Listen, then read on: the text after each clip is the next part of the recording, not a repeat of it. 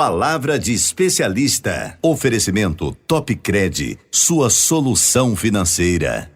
Bom dia aos apresentadores da Interação 98, Alexandre e João Fernandes, e aos ouvintes que estão neste momento nos ouvindo. Quero agradecer o convite, me chamo Leonor Paiva, sou enfermeira de formação, atualmente sou docente da UFRN Facisa em Santa Cruz, doutoranda do CCSA e atualmente estou como presidente da Sociedade Brasileira de Queimaduras, seção RN. Tenho uma larga experiência na área da assistência à saúde aos pacientes queimados, pois trabalhei 23 anos no Hospital Valfredo Gugel e desses 19 foram só com pacientes queimados. Então, nesse momento nós vamos tratar, de queimaduras elétricas e inicialmente eu gostaria de dizer, que a queimadura elétrica, ela é uma queimadura de extensa destruição do tecido, decorrente de uma corrente elétrica e que ela tem uma gravidade pelo fato de que são queimaduras profundas, pelo fato de que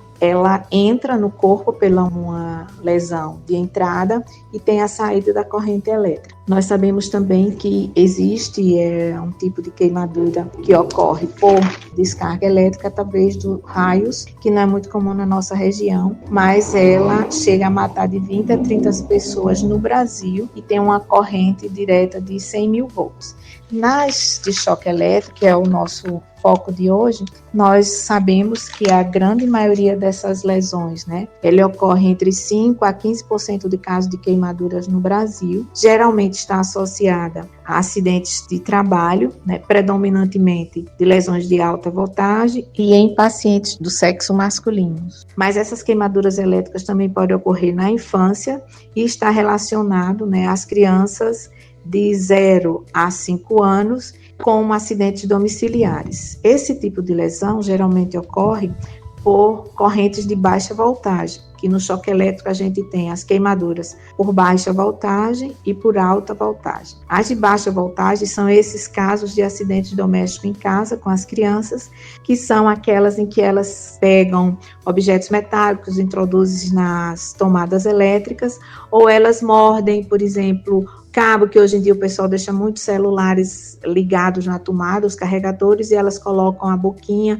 ou nas extensões e causam queimaduras graves, é uma descarga de 120 a 220 volts. E as crianças, elas são mais acometidas nesse tipo de acidente doméstico. Como eu falei anteriormente, o choque elétrico ele tem duas formas: a corrente contínua de baixa voltagem e a corrente de alta voltagem. A corrente de baixa voltagem, ela não é tão perigosa porque ela acarreta lesões a nível de pele, de tecido subcutâneo e do músculo, e que pode ser tratada num tempo mais curto. Porém, as descargas de alta tensão, elas causam complicações nesses pacientes e que podem ocasionar muitas vezes a carbonização do tecido de um membro, por exemplo, de um braço, de uma perna, e esse paciente vinha a perder esse membro, ou seja, ser amputado em detrimento a essa queimadura. Portanto, são queimaduras graves do choque elétrico. E uma outra complicação que pode também ocorrer nas vítimas de queimaduras por choque elétrico é aqueles que têm algum problema cardíaco. Então, esse paciente ele precisa passar por uma avaliação cardiológica, onde deve ser feita a ausculta cardíaca, realizar um eletro e observar, porque nesses casos, algumas das complicações podem ser as arritmias cardíacas, taquicardia e fibrilação atrial. Então, a lesão de queimaduras tem que ser vista com prioridade a avaliação cardíaca. Quanto a gente fazer uma diferença entre queimaduras por choque elétrico e uma queimadura por fogo, há uma diferença muito grande. Qual é? É a profundidade dessas queimaduras. Por quê? Porque o fogo ele pode ter uma queimadura de segundo grau, que chega a queimar a pele e na derme e epiderme.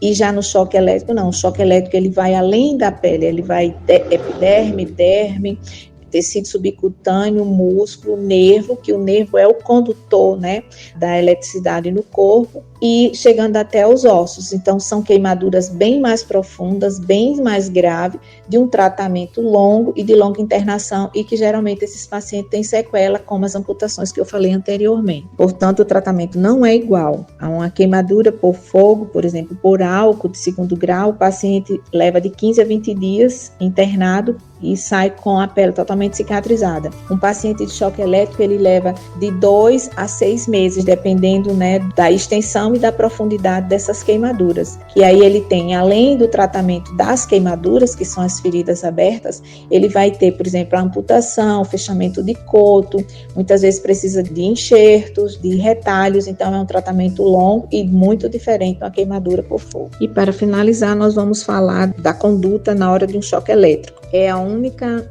queimadura em que, na hora em que o paciente está sendo vítima dessa queimadura, você não pode chegar perto do paciente. Primeiro você tem que fazer o desligamento da chave geral na casa ou na empresa onde estiver ocorrendo o acidente. Após desligar a chave geral é que se pode se aproximar do paciente, né?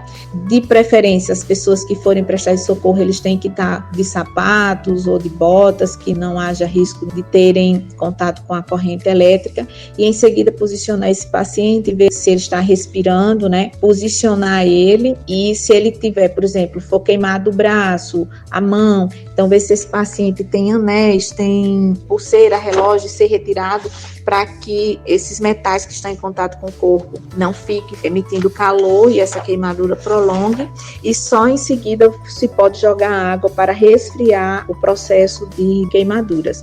Nunca jamais jogar água no paciente de choque elétrico, porque a água ele é condutor de energia, então não se deve, em hipótese nenhuma, jogar água numa vítima de queimaduras por choque elétrico. Então deve-se primeiro, vou repetir, desligar a chave geral da casa ou do serviço, ou da indústria, da empresa. Em seguida é que se aproxima do paciente, tira o objeto, que por exemplo, se for um fio, se for um eletrodoméstico ou uma máquina, né, na empresa, aí se tira esse paciente do contato. Em seguida você vai sim jogar água fria, temperatura ambiente, para resfriar a área queimada. Não colocar nenhum produto, envolver num pano limpo e encaminhar para o serviço de saúde. No caso de crianças, que é acidente doméstico em casa, é o mesmo procedimento. Desliga-se a chave geral, em seguida retira da boca da criança, se for uma extensão, se for um cabo de carregador de celular, em seguida joga água fria e encaminhar essa criança urgentemente para o hospital, porque ele precisa, em todos os casos, precisa ser feita avaliação, tanto da lesão, da queimadura e principalmente da função cardíaca. Falando na prevenção, agora a gente tem informações importantes para toda a população. Primeiro, os acidentes domésticos, então evitar uso de extensões com mais de um aparelho, por exemplo, ventilador, televisão, videogame, tudo numa extensão só.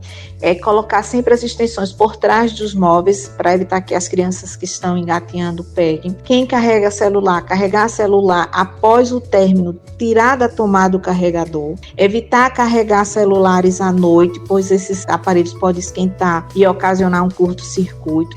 Uma outra importante informação: não usar aparelho celular ligado na tomada, e a gente vê muito isso as pessoas fazerem, é um risco, pode dar um curto, são queimaduras graves, porque tanto queima a mão como queima o rosto, né, a face.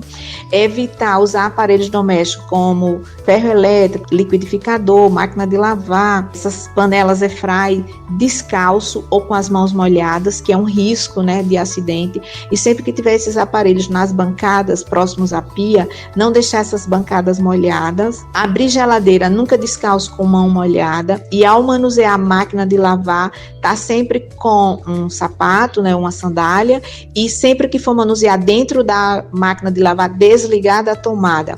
Ao sair de casa, desligar ventilador, desligar micro-ondas, desligar computadores, ou seja, todos os eletrodomésticos pequenos, deve-se evitar deixar ligado quando se precisa ser ausentado, um final de semana, uma viagem, né? E a outra fonte muito importante é para os trabalhadores. Quem vai trabalhar com eletricidade, ele tem que usar aquelas luvas, né? Tem que usar botas isolantes e tem que sempre, antes de fazer qualquer serviço numa empresa, no condomínio, saber se o quadro geral da energia está desligado para evitar acidentes. E muito obrigada. Só na Topcred, você aposentado e pensionista do INSS encontra a menor taxa de juros e o maior valor liberado. Os aposentados e pensionistas que recebem até um salário mínimo e que não têm empréstimo em seu benefício, a Topcred libera até R$ 24.500. E para os beneficiários do BPC Loas e representante legal, libera até R$ 19.900. Travessa Miguel Nunes, 32 Centro Santa Cruz. Fone WhatsApp 84 99208 2619.